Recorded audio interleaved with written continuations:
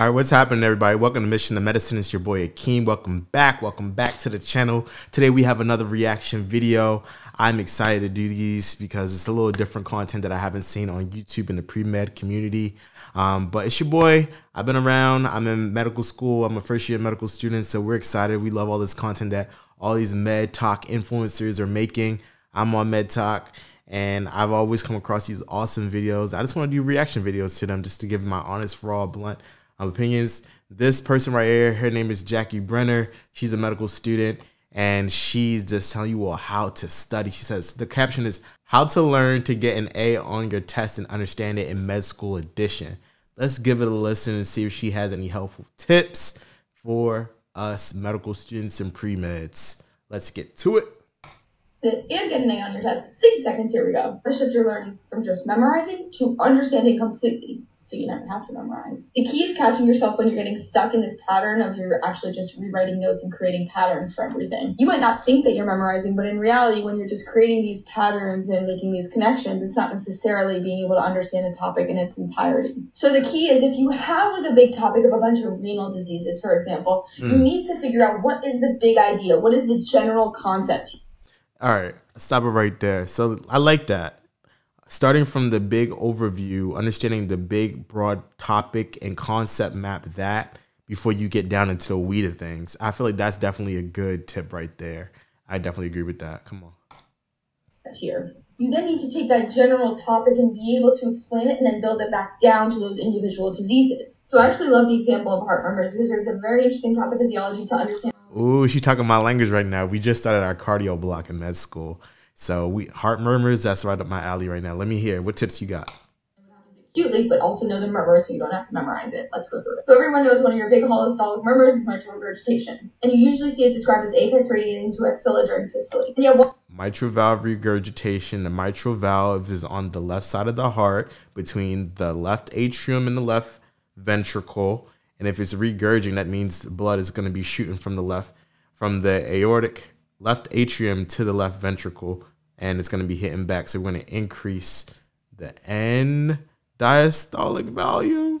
Please be right. Part of it is the anatomy, knowing that this is the apex, this is the axilla, so if it's radiating in that direction, it's going through your mitral valve. It's tying that anatomy in that direction of blood flow to what's going to happen in an acute change. What's going to happen? Your pulmonary capillary wedge pressure is going to increase. Well, so using the anatomy and direction of blood flow to ask bigger questions. So why are we going to increase pulmonary capillary wedge pressure? Why are we going to increase pulmonary artery pressure? What's the general concept? Ooh, I love when she's talking fast like this. Ooh.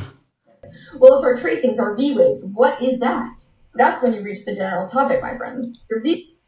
The V wave is in regards to that venous pressure coming back. Come on now.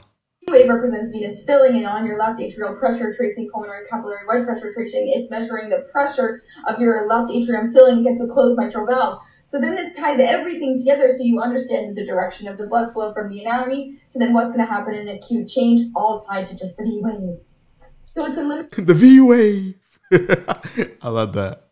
Eliminating this from your note taking. Like that was just like 20 facts I said right there in terms of mitral regurgitation. She definitely said a lot of facts, y'all. Some of y'all might put the replay that video and go a little bit slower to hear what she's saying.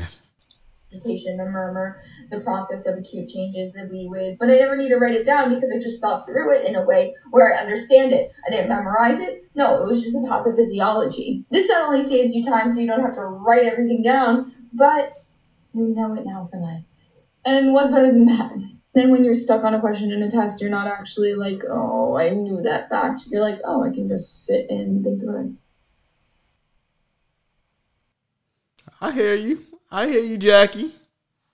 So I hope you all enjoyed that reaction video. She definitely spit some game on how to study as a medical student and as a student in general. You want to start from those overarching concepts, build from them, go down to the details, and then from there, add on the nuances and the variables, and also just think methodically through different concepts and bringing them together. Not only did she just include the mitral valve regurgitation, which is a pathology of the heart, but then she started drawing in the cardiac cycle curve, the Wigger's diagram, talking about the V wave, talking about the venous return to the right atrium, impacting the pulmonary pressure, impacting the left atrium, impacting the left ventricle, all because of the mitral valve regurgitation from the left side, backing all the way up to the pulmonary side, going all the way back up to the right atrium circuit. So that's definitely good tips right there, because you have to be able to move forward through the information and move back through the information and manipulate it in a way that makes sense to ultimately come up with the correct answer within the question.